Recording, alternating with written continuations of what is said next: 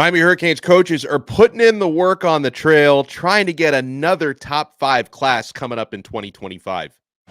You are Locked On Canes, your daily podcast on the Miami Hurricanes, part of the Locked On Podcast Network, your team every day.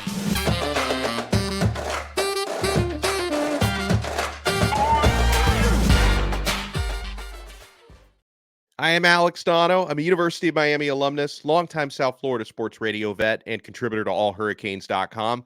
Thank you to the everydayers for making Locked On Canes your first listen and your first watch. We are free wherever you get your podcasts. We're free on YouTube. We're part of the Locked On Podcast Network. Your team every day. Going to be talking to the recruiting overlord, Brian Smith, who's always brought to us by LinkedIn. These days, every new potential hire can feel like a high-stakes wager for your small business. That's why LinkedIn Jobs helps you find the right people for your team faster and for free. So post your job for free at linkedin.com/lockedoncollege. Terms and conditions apply. Brian's been all over the Southeast as of late. One of your recent stops, Brian, was Orlando, Florida for Under Armour Orlando camp, where there are several Miami targets there competing. How you been, sir? Doing well, recovering from all the road weary travel that I've been going through, but everything else is good. And as always, Orlando Under Armour had a ton of players that the Miami Hurricanes are after. Yeah, and you know, they're going to be also coming to Miami, and there's going to be a ton of targets there as well. Yes. But there were a lot of Central Florida guys, a few South Florida guys, North Florida guys at the Orlando version. First player I want to talk about, Brian, and I'm a little bit concerned about where the Gators may stand in his recruitment because his daddy did play for them. But Vernell Brown, the wide receiver out of Jones High School in Orlando, didn't have to travel very far for Under Armour Orlando. He was called the alpha dog of that event. And the footage that I saw, some of which you sent to me, the footage of Vernell Brown, he looked fantastic out there. What did you see from him on the field? And did you get a chance to talk to him off the field? Number one, on the field, he's one of those kids that's ultra focused. Doesn't matter if it was the gauntlet drill, a one-on-one, or just running the 40. Everything he does has purpose. And it's one of the reasons Vernell's a really good football player. He's taken after his father. As for talking to him, I said, I assume Miami and Florida will probably visit. Who are some others? He said Florida State, Stanford, and Ohio State are up there under consideration. But he said, honestly, I don't even have a top 10 yet. My goal is to get it down to top 10 and figure out visits. He's overwhelmed. He openly admitted, like, his recruitment has gone bananas. So great kid. He's like a 4.4 GPA guy. So that kind of helps. Do not discount Stanford. They are actually in it. That's obviously a very good academic institution. But Miami is the school that's kind of been trending because he's with SFE, the great 7-on-7 program. And he's been down to Miami a couple of times. I would be pretty interested to see his visit list right now. I was trying to mess around with that last night. Miami's going to be one of them. I'm curious to which other schools look at, because he doesn't care about distance like a lot of Florida kids do. Like, if you look at Stanford, there is no distance barrier because that's, just outside of San Francisco. So he's a unique kid, but tremendous player that Miami is right there at the top for. Well, yeah, the ACC also decided there's no distance barrier with Stanford because they're now on the Atlantic coast. They're no longer on the Pacific. Stanford. All right, so another player, and this is I don't know, maybe this coming cycle will get more Miami versus Florida battles. We didn't have a lot of those in the 2024, a ton of them in 2023. Not a lot of Miami versus Florida battles in 2024. Maybe 2025. Because I want to ask you about Hylton Stubbs, Drake Stubbs, star defensive back. I think it was either 24/7 or On3 who wrote something this week about him kind of strongly trending towards Florida. But I know this is a player Miami is very interested in. What have you seen and heard from Drake Stubbs? I talked to him a little bit at the event. I don't think he's trending as hard as some people might think. But his brother is a walk-on at Florida State. He had offers from everybody before his junior year was out, and he's visited several schools and still planning on it. Miami's one of them. As I wrote on All Hurricanes, Miami's done an incredible job of just being involved with every kid I talk to. It's unbelievable. There aren't a lot of top 3 lists yet because it's so early in the process. But the only thing you can do is be on the list and starting to build a relationship. Miami's done as good a job of that as any program in college football. Stubbs likes Miami a lot. I'm really curious because he might visit all 3 of the big 3 in the state of Florida. one or two out. Maybe it's Bama, maybe it's Ohio State, whatever. Will end up being out of state schools. But I'm not gonna say that's completely wrong that Florida's up there, but I don't think they're necessarily trending. He seems pretty open to me from talking to him a little bit. We'll see. There are a lot of Florida reporters at the event. They're looking for anything to write about right now with Florida. They need all the help they can get. I feel sorry for some of my brethren there, but I have a hard time seeing him leaving the state of Florida. Probably one of the big three. We'll see. And great kid. Can't wait to see where he goes. One of the line of scrimmage players you saw up there is Solomon Thomas, who's an interior offensive lineman, 6'4", 315 pounds. He's verbally committed to Florida State, Brian, but everyone keeps talking about with Solomon that things are still pretty open in his recruitment, despite having that verbal pledge to the Seminoles. Miami seems to be recruiting Solomon Thomas hard. What can you tell me about him? I interviewed him. I know Solomon from a couple of years ago. I saw him play as a sophomore and as a junior, just a dominant player. He plays left tackle at Reigns in Jacksonville, but he said it unsolicited, I'm going to be a guard in college. He likes that. Right. Most guys hate it. He wants it. And he defined it as the difference between inside and outside. The exterior on the tackle side, a little more finesse. He said, inside guys, you need to bench 500 pounds to go against some of these guys. You know, I don't know. 500 is completely accurate, but the higher the better because it's different dealing with 320-pound bodies. Solomon's one of the rare players that can do that. In one-on-one reps, he did so well against one kid. The guy didn't get off the line of scrimmage in a pass rush. He just stoned him from the outset, and that was it. When I asked him about schools, Florida State, he's got a great relationship with Norvell, but Miami and several other programs are coming at him, and he's going to take visits. I wouldn't be surprised if he took all 5 of the traditional. He could take as many as you want now, but wouldn't be surprised if he took 5. Miami is definitely in the mix. I don't expect this recruitment to really be over for a long, long time. Staying in the line of scrimmage, I know a player you had a chance to get up close to. You sent me a picture of him, Ziyare Addison from Sumner High in Riverview, Florida. Yep. Offensive tackle, about 6'5", 280 pounds. Where do you think Miami stands with his recruitment? I know him very well, and he's just outside of Tampa. He's a late bloomer as far as O-line goes. He was a D lineman and a basketball kid coming up, so he's got feet. Oh, yeah. He's really refined his body, 280. He's going to be a left tackle in college. He's the rare guy that can play that spot. Miami is one of the schools trending. He's going to visit Bama and Georgia. He's got every offer you can imagine. Miami, he likes Cristobal a lot, and he really likes Alex. I talked to him about Alex Mirabal. He's a big fan of his, and he wants to be pushed. Mirabal has talked about before the kids that are really good. They want that discipline and all that. Ziyare is one of those kids that'll take it. I'd say his recruitment's pretty open, but Miami will. I would bet my bottom dollar Miami will get a visit as an official. He's not close to figuring out his top 3 yet, but the Canes are one of the schools he's got a great relationship with, and he's been down there multiple times. Again, Miami staff has done a tremendous job of putting themselves in a position to get the official visits, which is what you're looking for.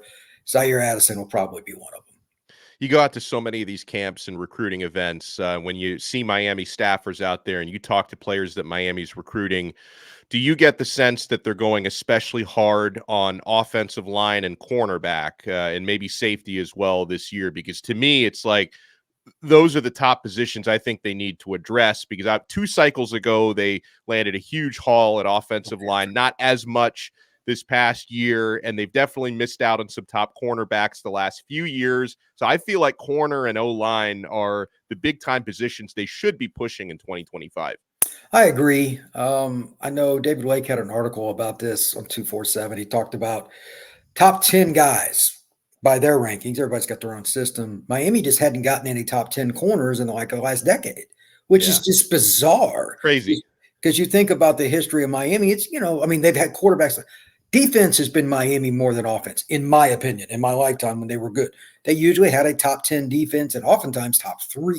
It starts on the D-line, but then the corner was pretty close. I don't know why that is. It's bizarre, and David did a nice job going through that article. But now Lamar Brown, I think he could have been a top 10 kid. And a few other guys are trending for. They almost got Cormani, et cetera. Maybe this is the year they finally push through and get one of those kids. Obviously, Chris Ewald from Chaminade is a key. He'll probably be at the event in South Florida when they do the Under Armour down there. They need to get one of those guys. that guy that can walk in and play right away to help elevate the secondary. And this is not something that Mario or anybody else on that staff doesn't know. That's the final piece there on the defense. Linebacker, they've gotten numbers. The D-line has completely changed. Mario talked about that recently with Garcia on Rivals on National Signing Day. So if you get a couple corners, maybe get another nice safety. I mean, it's hard to lose Kinchins and Williams in 1 year. That's rough. So they go out and get transfer portal guys. But if they could get another elite safety to add to the board on top of what they've already got, they'd be in great shape. But think about where we were 2 years ago with the roster, Alex, when I started talking to you about this compared to now. It's, they're down to a small number. It was the entire board. Like that, they didn't have enough depth really anywhere. Right. When they first took it, they didn't. It's just true. You're right. So now it's down to a couple spots, and you can be picky about how you even define it. Miami's in such a better place, and it's unique because I didn't think they'd make it this far this quickly. Still on this episode, I want to talk about one of the top players, period, in the class of 2025, who Miami seems to be trending very well with, and that's Jaime Ffrench, the latest on the recruitment of the 5-star wide receiver out of Mandarin High in Jacksonville. And people are trying to make me drink the Kool-Aid left and right. I'm trying to resist it. We talked the other day about over under 9.5 wins for Miami for next year. Now there's this way too early top 25 that's been put out by 24/7 Sports. And I was shocked by how high they have Miami. Like I didn't think there was any way Miami would be ranked this high. I know this is unofficial, but still the trends out there, I'm ducking it, I'm dodging it, but they're trying to make me drink the Kool-Aid. We're not done here. We're only getting started with Brian Smith on this brand new episode of Locked On Canes. Keep it locked. And I know you're keeping it locked to FanDuel. How could you not? You can get buckets with your first bet on FanDuel, America's #1 sports book, because right now new customers get $150 in bonus bets with any winning $5 bet, I should say. That's $150 if your bet wins. Bet on all your favorite NBA players and teams with quick bets, live same-game parlays, exclusive props, and so much more. Just visit FanDuel.com/lockedon and shoot your shot. FanDuel, an official sportsbook partner of the NBA. Thank you so much for making this episode of Locked On Canes your first listen and your first watch. Everydayers, you want to take your everydayer experience to the next level? Sign up for our exclusive SMS texting service called Locked On Canes Insiders. I send you guys show updates, breaking news, recruiting scoops, one-on-one questions and answers with me. Try it free. Click the link in the show description below. Try Locked On Canes Insiders free for 14 days. And then if you like it, you can opt in for $4.99 a month. We give you a lot of added value on there at Locked On Canes Insiders. The ultimate insider, Brian Smith, is with us. So, Brian, from 24/7 Sports, a guy I know you and I both respect quite a bit, Tom Loy, wrote about the recent trends for Jacksonville Mandarin 5-star wide receiver Jaime Ffrench, who, decommitted from Alabama. His top 3 now appears to be Miami, Florida State, and Ohio State. And Ffrench has a lot of nice things to say about Miami, his connection with Kevin Beard, the connection that he's building with Luke Nickel, who's joined us on this show and talked a little bit about Ffrench. That's obviously a tough top 3 to crack, Brian. Florida State has had the recent success. Ohio State with wide receivers, always having success there, putting guys in the NFL. Miami, we think, is on the rise. So how do you kind of handicap his recruitment right now? There are a couple of really unique things at play here. Number one, I don't know what it is, but much to Miami fan chagrin, Ohio State just has the attention of all these receivers in Florida. They just do. Yep. He's going up, either he said it or he hasn't. So I can't remember what Jamie told me a couple weeks ago. He's going to visit there. So that's a very key visit. That's the one I'm really curious about because it's not like the others. It's up north. Then he's got Florida State. His high school teammate and quarterback, Tramel Jones, is committed to the Knowles. And I talked to him the other day at Under Armour. Obviously, he's recruiting his close friend and arguably the best receiver in the country to go to Tallahassee. And I was talking to him about players recruiting. I said, don't talk about Jamie. I said, I know you're recruiting Jamie. I said, if you're not, there's something wrong with you. He just started laughing. But he has no idea. Like they talk every day. He has no idea where Jamie's going. That puts things in perspective. And then he's been to Miami a couple times recently. So now the question is, because I know Alabama's trying to get back in. Obviously, he decommitted because he was committed to Bama when Nick was there. I know they're trying to get back in, and Jamie had told me recently that Alabama was moving up some, but he just doesn't know their staff. I've heard there might be some more changes on their staff, so I'm kind of waiting on that. That's awkward stuff. Coaches build those relationships. When that gets pulled away, the school loses, and the recruit tends to go elsewhere. So if it's another assistant leaves, that could impact Bama as well. The constant with Miami is they have the same coach recruiting and Beard. That is very, very important. I think that's why Ohio State's got his attention. Obviously, their staff's really good at recruiting Florida, but those two schools are the ones I'm kind of curious about. Florida State's the wild card there. They've got Trammell on basically on their staff because he's playing at Mandarin with Jamie. But watch out for Miami because they've had him on multiple visits here recently. Like that. Brian Smith, our recruiting expert, is joining us. So, Brian, our colleague at allhurricanes.com, Brian and I both write for All Hurricanes. Our colleague Liam Willerup wrote this story yesterday from this 24/7 Sports way too early top 25. And I was shocked and let me admit, because you guys know I'm an old school Miami fan. I'm one of those people who rightfully thinks the media is usually against us and everyone wants to see Miami fail and Miami's hated. So sometimes when I see stuff like this with Miami actually getting hyped, I wonder if they're just trying to set Miami up for embarrassment. Like I always feel that way. So I'm looking at this way too early top 25 from 24/7 Sports. They've got, not surprisingly, Georgia number 1, Ohio State 2, Texas 3, Oregon 4, Ole Miss 5, Alabama 6, Michigan 7, Mizzou 8, Notre Dame 9, Penn State 10, Tennessee 11. They got Miami at number 12. They got Miami at number 12 in the way too early top 25, which has them highest in the ACC because Clemson then comes in at 15th. Florida State doesn't come in until 18th. Louisville at 20th. North Carolina State at 21st. So, I mean, how much do I read into this, Brian? 24/7 Sports thinks Miami is a top 12 team, and they think they're ACC champions, apparently. Well, you and I talked about this a week or two ago. I predicted Miami, I think they're going to win 10 games. Their win total projection is 9.5. 9.5. Do you know which school is also at 9.5 this year, Alex? It's a program you might have heard of. It's Alabama. They're at 9.5. Miami and Alabama, both at 9.5. When was the last time we saw the same win total projection for the Tide and the Canes? It's got to be before Saban. Yeah, maybe before maybe like Saban's first year when he took over. 2007, they weren't very good. They weren't very good. Yeah, it might have been that year. No. So the schedule for Miami is part of that. And they went out and got another quarterback. I mean, if you get a quarterback, you look at the teams that went out, like Notre Dame went and got a quarterback, Miami went and got a quarterback, etc. Those teams moved up, and then it's like Georgia's quarterback is returning. That's not hard. Ohio State went and got a quarterback. I think this list is actually fairly accurate. The one school on the list that I'm not sold on is the whole Michigan thing. They lost their entire defensive staff. Yes. I hope Sherrod Moore's successful. But he's in a really rough. How do you lose your entire defensive staff?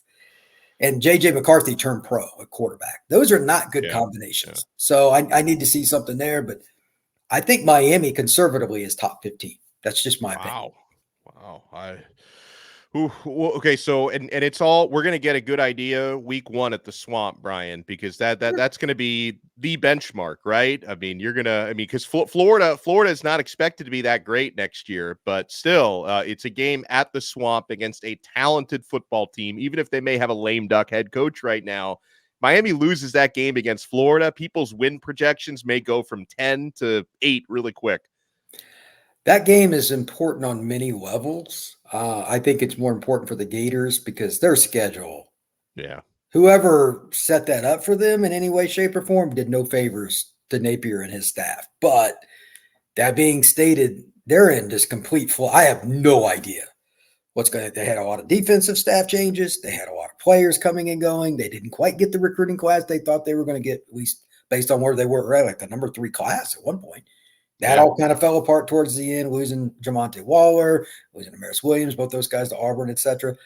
I think that they're going to be in trouble right out the gate. I think I like Miami in that game because they got the better line. They've got a better quarterback. I'll take Miami, but that ought to be a fun game. This is what college football should be.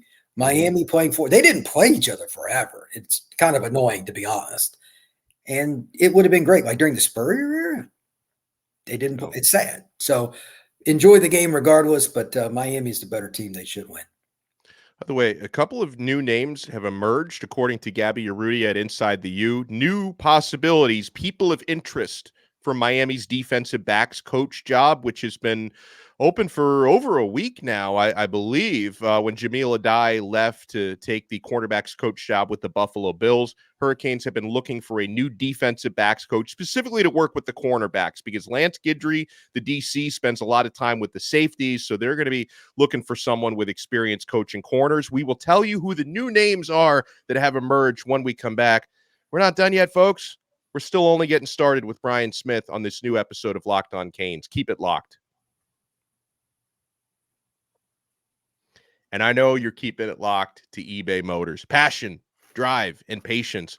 What brings home the winning trophy is also what keeps your ride or die alive. eBay Motors has everything you need to maintain your vehicle and level it up to peak performance, from superchargers, roof racks, exhaust kits, LED headlights, and so much more. Whether you're into speed, power, or style, eBay Motors has got you covered. With over 122 million parts for your number one ride or die, you'll always find exactly what you're looking for. And with eBay Guaranteed Fit, your part is guaranteed to fit your ride every time or your money back. Because with eBay Motors, you're burning rubber, not cash. With all the parts you need at the prices you want, it's easy to turn your car into the MVP and bring home that win.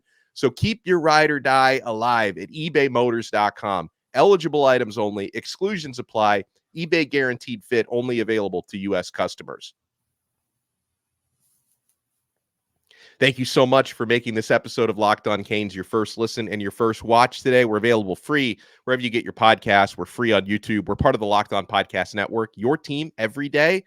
Make sure you're checking out Locked on Sports today. This network has launched the first ever 24/7 streaming sports YouTube channel with the national experts and local experts like myself, people who cover every league and every team, talking about the biggest stories in the sporting world. We never sleep at Locked On Sports Today. It is streaming 24/7, so search Locked On Sports Today on YouTube. Have my colleague Brian Smith with us here from allhurricanes.com. He and I both work incredibly hard to bring you guys updated Canes news, not only here on the Locked On Network, but also at allhurricanes.com. All right, Brian, another guy who works really hard is Gabby Urrutia at Inside the U, and he talks about a couple new names emerging from Miami's DB's coach job. The first of those is Nebraska secondary coach Evan Cooper. He's worked with Matt Rule for the better part of the last decade. He actually had a cup of coffee down in Miami as director of player personnel. He was here for a short amount of time in 2015 before taking the same role at Temple. He has experience recruiting the area. So Evan Cooper from Nebraska, a South Florida native, he's one of those. And another one is, I guess if you can't beat him, hire somebody from the staff. The Rutgers cornerbacks coach is also on the list, Mark Orphey, who I'm learning more about this guy. He's worked around and with Nick Saban, Greg Schiano, obviously, for the last couple of years. He was a senior defensive analyst for Saban in Alabama in 2021. So what do you think, Brian, about this? It's being kept very quiet, but about this defensive backs coach search with a couple new names from Nebraska and Rutgers emerging. I spoke to somebody about this the other day, and this was just an opinion, like somebody at the U, but the key here is recruiting South Florida. Like we were just talking about earlier in the show, corner is an important position just in general. Miami needs to up it. It's not the numbers. They need more elite guys out of high school. They know it. Everybody knows it. And they're getting better, but they're still that one guy away. Well, Surtain is now at Florida State. Yeah. He's going to get an elite class pretty much. Everybody wants to play with that guy. Miami has to do something to match it. So whoever they get's got to have some kind of South Florida tie because there's so many DBs out there. That's one. Two, it's kind of interesting. You've coached at Temple, Nebraska. You've been all over the place. Guys like this that have that experience and are from South Florida. Yeah. Miami does recruit nationally. If you got somebody that's been in Dallas or Chicago or whatever for a territory, it's going to help. And then Schiano, obviously he coached in Miami too. He's got somebody on his staff that has connections, and you would have a little bit of an East Coast connection there too. And he's, that defense was pretty good for what talent they had. They were coached up. So I think both those options are good, but I still would not be shocked if it's somebody that we have no idea. Yeah. If it's an NFL guy that, is from Fort Lauderdale or something and has coached a couple of years in college. Anything is possible with these. It's hard to pick it. When it happens, you research it and you write an article. It's very rare that you know way out in advance with these because these coaches do everything they can so we don't know. Yeah, I liked Coach Adai. He clearly has solid experience as an actual developer and a coach. I think it is fair to say, because we talked about last segment, Brian, that it's been a long time since Miami has gotten a top 10 cornerback in the country. And obviously he was the primary recruiter for that position. So, I mean, do you feel like, and he decided to leave to go to Buffalo, but do you feel like Miami maybe has the opportunity to get somebody who's a little bit more of a recruiter than Adai was? Adai did a pretty good job, but he just, the Cormani thing is goofy. Then the situation this last year, they were in on, several guys towards the end, but couldn't quite get it. I think it's more luck than anything else, because it's not like he wasn't applying himself, and he was very well respected by a lot of recruits. Sometimes things just don't fall your way. Regardless of the person, they need that top 5, that one just dude to take away your best receiver to give. If you're going to beat Georgia, if you're going to beat Michigan or Ohio State, you got to have that guy at corner. I think Damari is their guy short term, but they need somebody to go with him. You got to have another guy after him. This is why recruiting is so important. Hopefully, whoever it is can get some guys. And, again, I'm just going to mention his name, Chris Ewald. You could make the argument he's the most important guy on Miami's board, regardless of position for this next year, because he's a South Florida kid. He's from Chaminade, and he's a great corner that everybody's known about since before he was a freshman in high school. Those are the kinds of guys you got to get. And Miami, let's be honest, hasn't done it in over a decade. It's just true. So that needs to change in this cycle. He's Brian Smith. He's the recruiting overlord here on the Locked On Podcast Network. What's your upcoming coverage schedule like? Do you have any tournaments, any 7-on-7s, any camps coming up? Atlanta Under Armour, Miami Under Armour. Got a pylon Atlanta. I'll be traveling. So it's every weekend. I'm somewhere talking to a recruit. So be ready to see texts from videos of all kinds of kids. I love it. And make sure you guys remember that every time Brian Smith joins us, he's brought to you by LinkedIn. These days, every new potential hire can feel like a high-stakes wager for your small business. That's why LinkedIn Jobs helps you find the right people for your team faster and for free. So post your job for free at linkedin.com/lockedoncollege. Terms and conditions apply. Make sure you guys follow Brian on X at FBScout_Florida. Check out his work at allhurricanes.com. Make sure you follow our show on X at Locked On Canes. And if you follow us, we will follow you back. So check us out, and we will talk to you. Oh, by the way, I want to promote, because we have another episode coming on today. We are going to be having later on, our Truth Teller Tuesday episode will be in the afternoon. 7-time Emmy Award winner Roy Firestone, legendary journalist and Miami alum.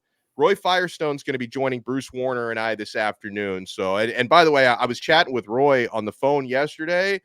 He is as up to speed on everything going on at Miami right now as me or Brian or anybody. Not to mention, he can tell those stories from the glory days. So Roy Firestone is going to be on with us later on this afternoon. We will talk to everyone next time on another episode of Locked On Canes, part of the awesome Locked On Podcast Network, your team every day.